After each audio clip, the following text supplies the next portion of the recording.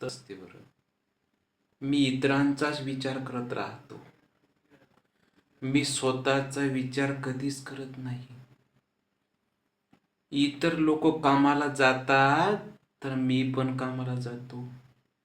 इतर लोक उशिराने झोपेतून उठतात तर मी पण झोपेतून उठतो. इतर लोक एखादं कार्य उत्तम करत असेल तर मी तेच काम करायला पाहतो. पण मी स्वतःला समजून घेत नाही, स्वतःला उमजून घेत नाही. मला काय जमते, मला कशामध्ये आवड आहे, माझं मन म्हणते काय कर, काय करू नको, याबद्दल मी तीळ मात्रही एक क्षणभरही विचार करत नाही. नुसता या जगामध्ये माझ्या भोवताल असा पसारा करून टाकतो जीवनाचा.